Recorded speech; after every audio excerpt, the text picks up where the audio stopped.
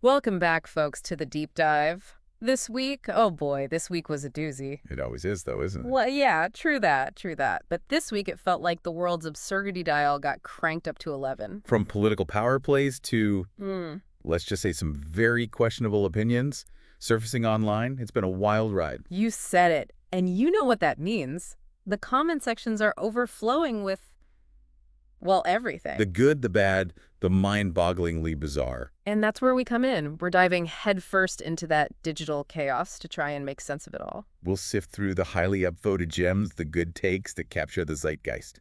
And of course, we'll also unearth those spectacularly downvoted bad takes that leave us wondering, are these people even living in the same reality as us?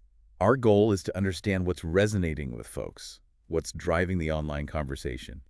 And maybe, just maybe, have a few laughs along the way. So let's jump right in, shall we? Let's do it. All right, first up, we have a story that, well, it sounds like it's straight out of a political thriller.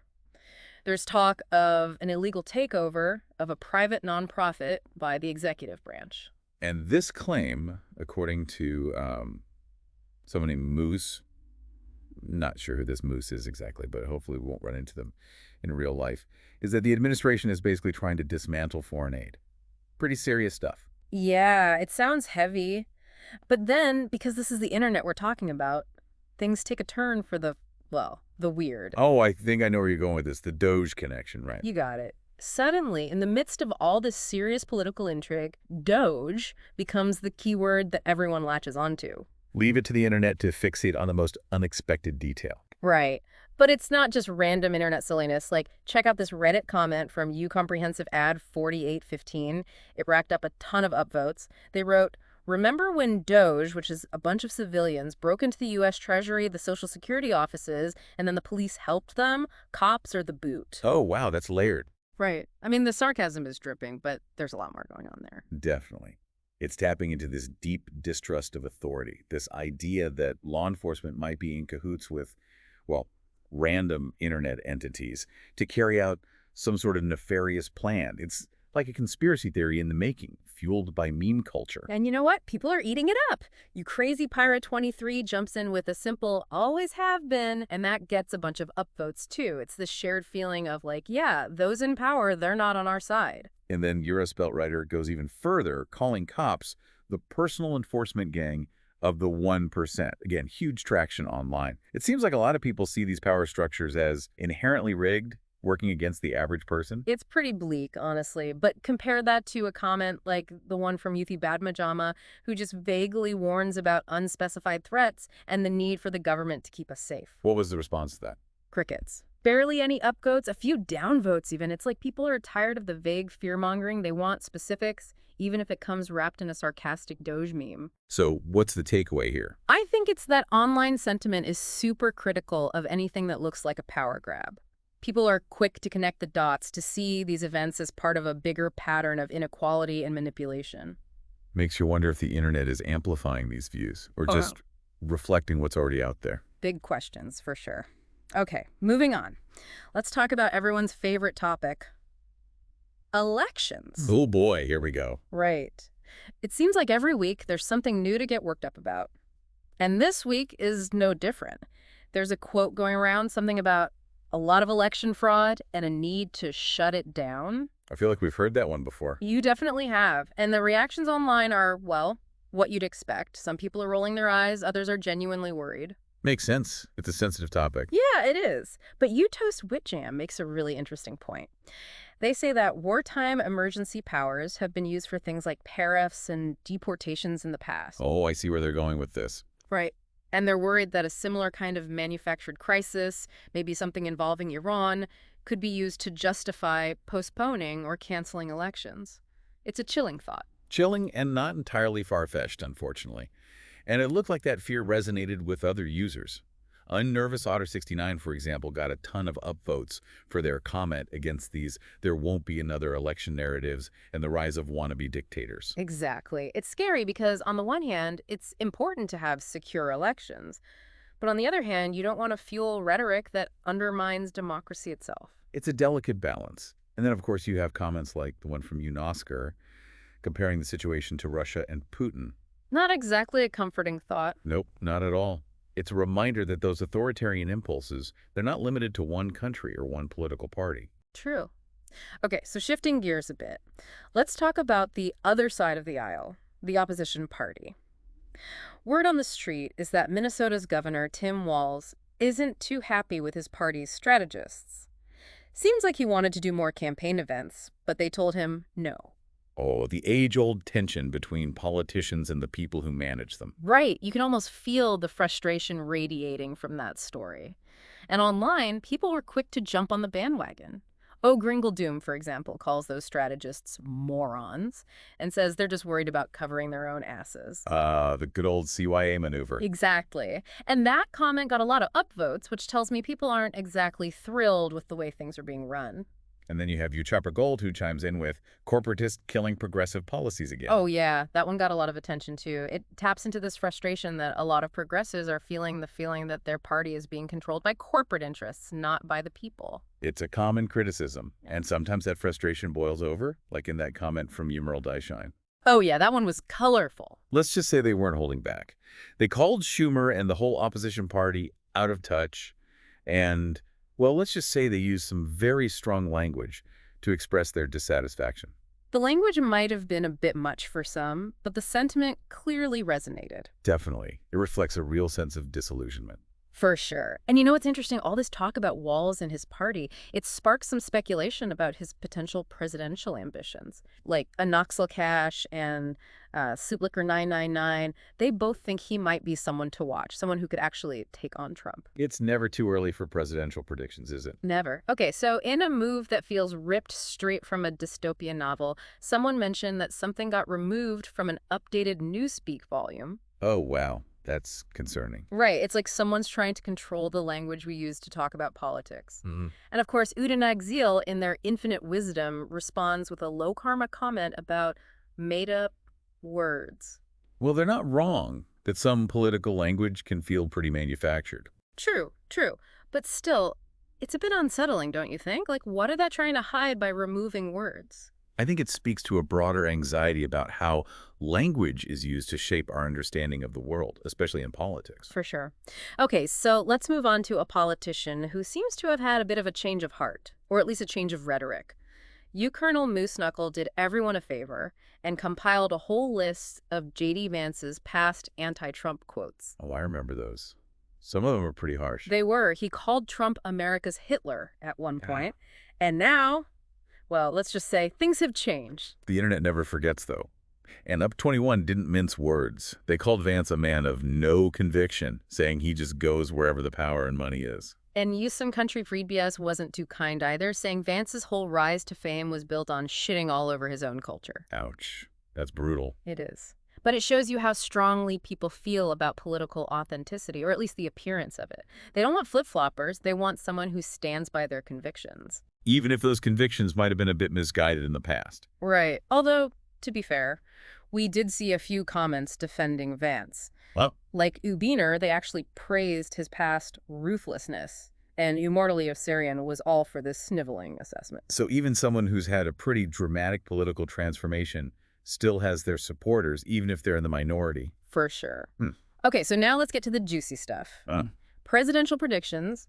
Users UHTRK74JR and uPolifree were tossing around the idea of an AOC Walz or Walz AOC ticket. Interesting. What's their reasoning? Well, they're thinking about electability, of course. And unfortunately, there's also this underlying assumption that America isn't ready for a woman president. Ugh, that's so frustrating. It is. And it's not just a few random comments either. There's a whole thread of people expressing that same sentiment. Like, Up Improvement 4204 said they'd rather vote for Bernie's corpse over any Republican. Well, that's a pretty strong statement. It is. But it shows you the level of frustration people are feeling. And You Afraid of Arguing blames the DNC for not putting forward stronger candidates. Lumpy Sakatash 9236 just seems generally disillusioned with the whole system. It's like everyone's an armchair political strategist these days. Right, everyone's got an opinion. But Tail brings up a good point. They say that while AOC is a great progressive voice, there isn't really a moderate figurehead with the same kind of online presence or appeal. That's true. It's a lot harder to build a broad coalition when one side is more vocal and organized than the other. And then there's this one comment, and I'm just going to read it verbatim because it's so, well, it's something. It says, This country will destroy itself before it will allow a woman president. Just look at 2016. Wow, that's bleak. It is, but thankfully there were some more optimistic voices in the mix, too. Users like Eumarcus Quintus, Upossum Jenkins Souls, and Utah Passage 2914 all pointed out that women candidates have gotten a lot of votes in recent elections, and that we shouldn't give in to this idea that America is inherently sexist. It's important to remember that progress is possible, even if it's slow and messy. Absolutely. And then the conversation took an interesting turn. Someone said they were hoping for another Obama coming from a true working class region, but you Buffy's many coats was quick to shut down any talk of Newsom. So the search for the perfect candidate continues. It does. And then there was You Rabbit Hots 504, who had a very negative, very low karma reaction to the idea of a woman president. But You Different Gas 5704 countered with a more strategic argument, saying that different candidates appeal to different demographics, and that it's all about finding the right combination to win. It's a complex equation, that's for sure. It is. Okay, so let's switch gears and talk about the legal system for a bit. Urid Gold pointed out that there's been a lot more awareness of prosecutorial misconduct in recent years. Which is a good thing, right? More transparency, more accountability. You'd hope so. Yeah. But You'd Glowballs, well, they went on a bit of a sarcastic rant. They made this whole list of people who seem to get away with everything, including, you guessed it, a certain former president and his allies. Ah, yes, the Teflon Don. Exactly. It's like there's one set of rules for the powerful and another set for everyone else. That's a common sentiment for sure. It is. Okay, so moving on to a story that, well, it sparked a lot of debate. There's a Hmong-American woman who was deported for, get this, marijuana-related drug use. Wow, that seems excessive. Right. I mean, marijuana is legal in a lot of places now. What? So Hisnocare's 2424 was immediately suspicious. They were like, I bet there's more to this story. Right. Turns out they were. Yusabeto did some digging and found out that this woman was apparently involved in a huge drug ring linked to hundreds of murders. Whoa, that's a whole different ballgame. Right. Yusabeto even said she was lucky to just get deported. It's a reminder that sometimes there's a lot more going on beneath the surface. Always good to do your research before forming an opinion.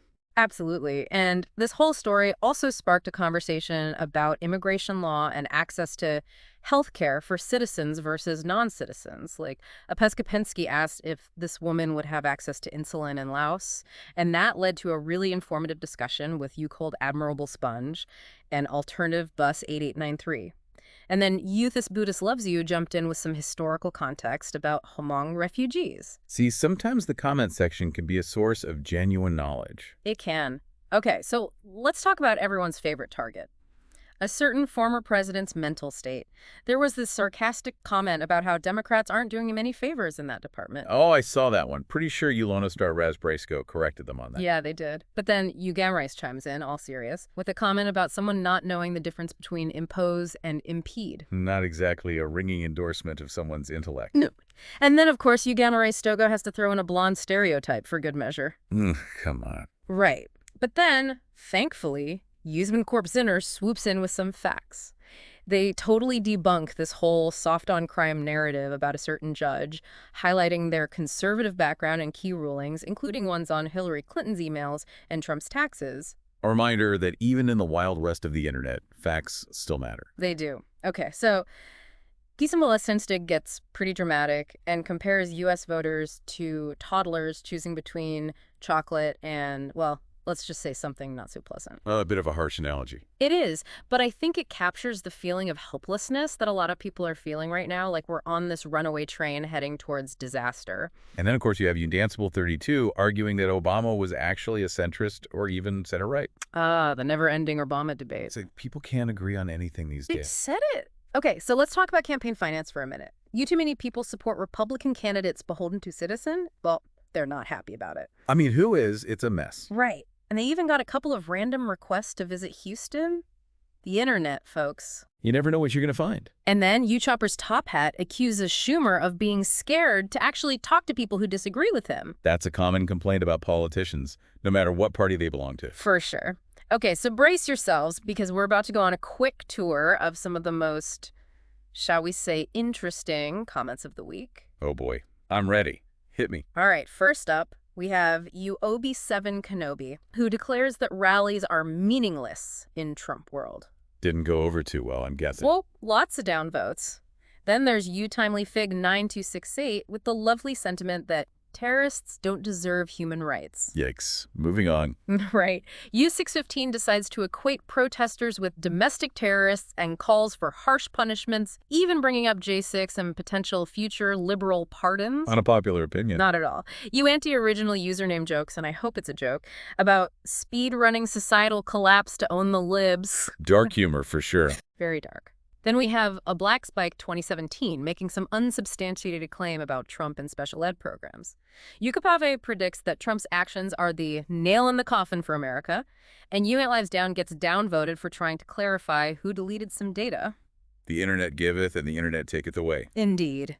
You Emotional Remote 886 decides to let everyone know that Reddit opinions are meaningless, which, I don't know, seems a bit self-defeating. Irony is lost on some people. It is. Umale Cyrus sarcastically corrects a Tesla recall reason, and Euchrister Rocker asks a pointed question about a politician's gender identity. Okay, so far so internet. Right. But it gets wilder. Eli Cyrus goes full conspiracy theory and says that liberal Democrats are infiltrating Republican town halls as paid actors. Oh, come on. I know, right? And then Eschaltz 9999 asks this truly awful question about experimenting on astronauts. I think we're better off not dwelling on that one. Agreed. Ooh, It Was in the Tubes questions the whole concept of free healthcare.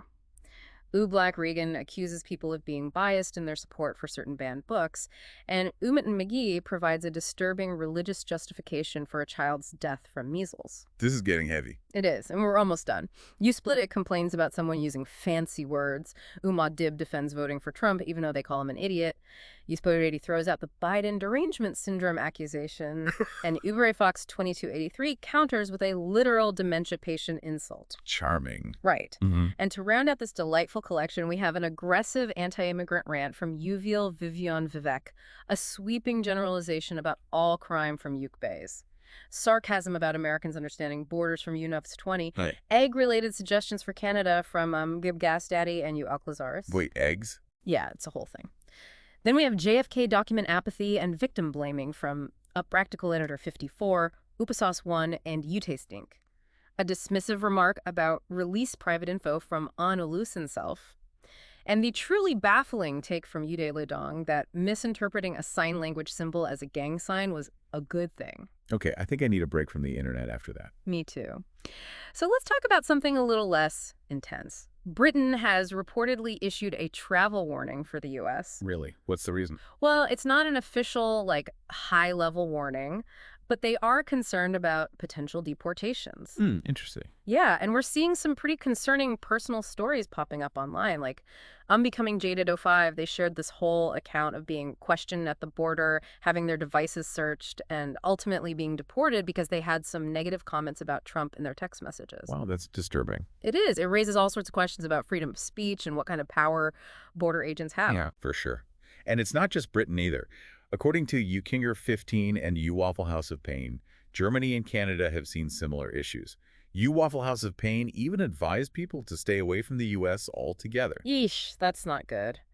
And You Safety Dance in My Pants is worried about border brown shirts, which, I mean, that's a pretty loaded term. It is. It suggests a level of authoritarianism that's pretty unsettling. Exactly. And then You Beautiful Bag 6707 mentioned this French scientist who was reportedly denied entry for having hateful messages about Trump on their devices. So just having an opinion about the U.S. president could get you banned. That's what Mudark is worried about. They're like, what if any negative discussion of U.S. politics by non-citizens is enough to get you flagged? That would be a huge problem. It would.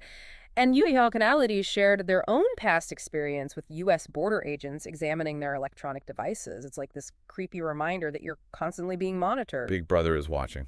Right. And then you have UI Downvote Toxic League, who's basically saying, if only Harris had won, the world would be a better place. The common sentiment, I'm sure. Definitely.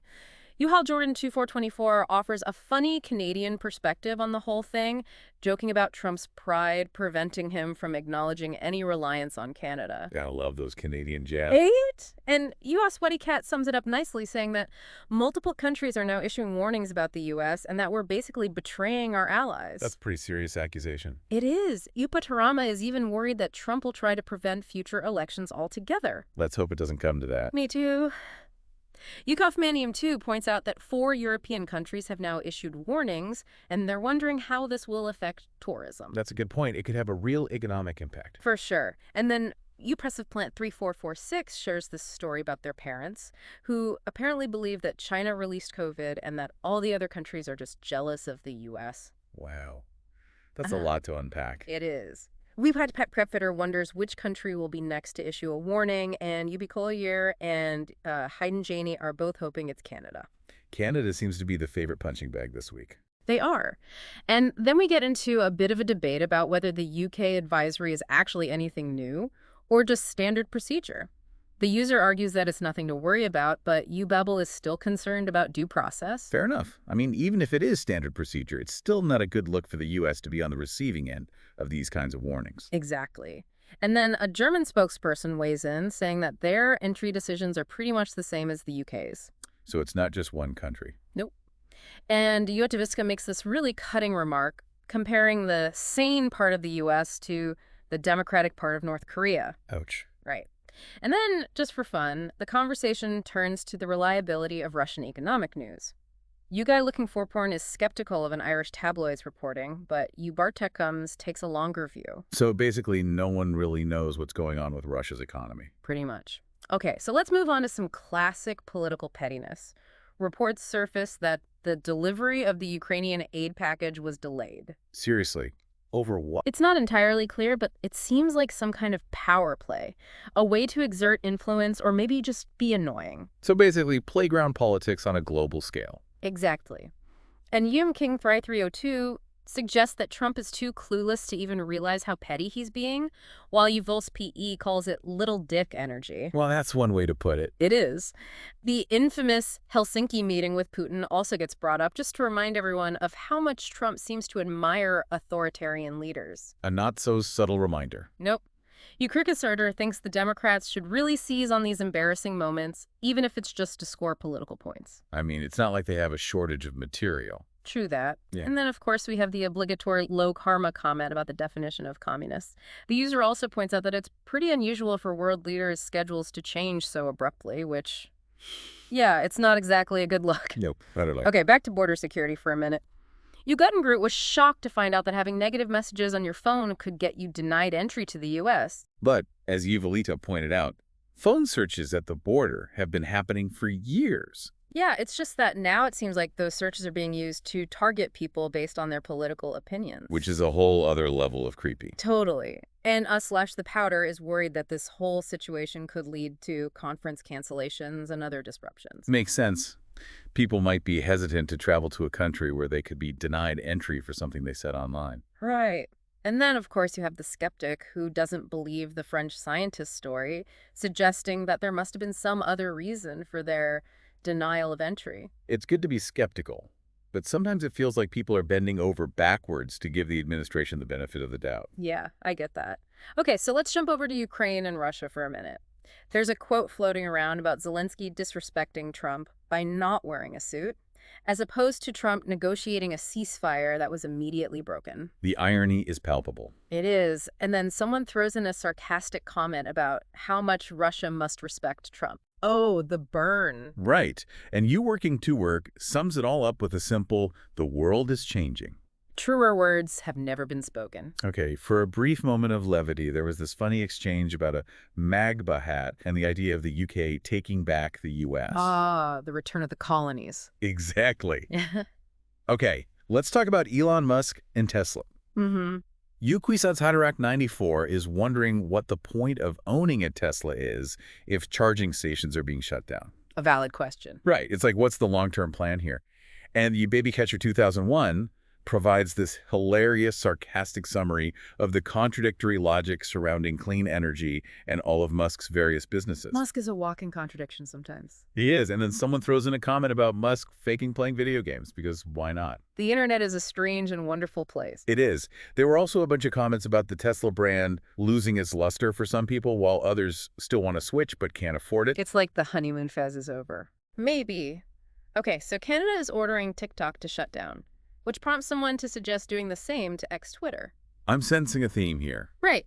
And then someone points out that there's a lot of anti-Musk sentiment, even on Earth space, which is usually a pretty pro-Musk community. So even his most ardent supporters are starting to have doubts. It seems like it. Okay, so Sheryl Sandberg's book is apparently getting a lot of attention because an arbitrator banned its promotion. Reverse psychology.